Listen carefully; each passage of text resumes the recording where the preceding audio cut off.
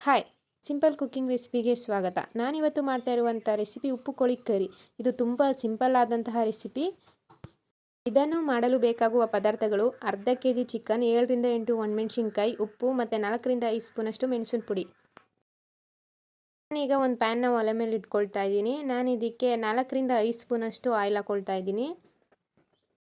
ಎಣ್ಣೆ ಕಾದ್ಮೇಲೆ ನಾನು ಇದಕ್ಕೆ ಒಣಮೆಣಸಿನ್ಕಾಯಿ ಹಾಕ್ಕೊಳ್ತಾ ಇದ್ದೀನಿ. ಒಣಮೆಣಸಿನ್ಕಾಯಿ ಸ್ವಲ್ಪ ಫ್ರೈ ಆದಮೇಲೆ ನಾನು ಇದಕ್ಕೆ ಚಿಕನ್ನ ಆ್ಯಡ್ ಮಾಡ್ಕೊಳ್ತಾ ಇದ್ದೀನಿ.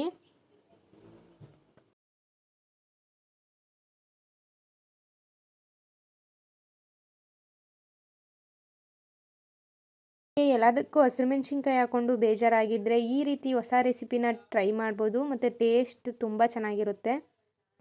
ಇದಕ್ಕೆ ಯಾವುದೇ ಮಸಾಲೆ ಹಾಕ್ಕೊಳ್ದೇ ಇರೋ ಕಾರಣ ಇದನ್ನ ಮಸಾಲೆ ಕಡಿಮೆ ತಿನ್ನೋರು ತಿನ್ಬೋದು. ರುಚಿಗೆ ತಕ್ಕಷ್ಟು ಉಪ್ಪು. ಚಿಕನ್ ಬೇಯೋದಕ್ಕೆ ನಾನು ಇದಕ್ಕೆ 1 ಲೋಟದಷ್ಟು ನೀರು ಹಾಕ್ಕೊಳ್ತಾ ಇದ್ದೀನಿ.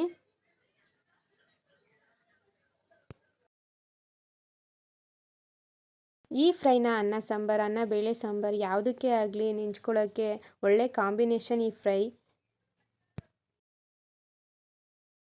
ಇದಕ್ಕೆ ಇನ್ನೇನೂ ಹಾಕಿಲ್ಲ, ಸಿಂಪಲ್ಲಾಗಿ ಮನೆಯಲ್ಲೇ ಇರುವಂಥ ಇಂಗ್ರೀಡಿಯೆಂಟ್ಸ್ ಬಳಸಿ ಮಾಡ್ಬೋದಂತಹ ರೆಸಿಪಿ ಇದು.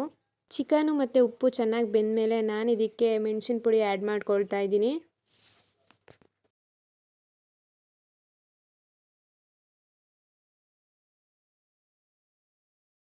ಹತ್ತು ನಿಮಿಷ ಬೆಂದರೆ ಸಾಕು. ಇವಾಗ ಬಿಸಿ ಬಿಸಿಯಾದ ತುಂಬ ಟೇಸ್ಟಿಯಾದ ಉಪ್ಪು ಕೋಳಿ ರೆಡಿಯಾಗಿದೆ.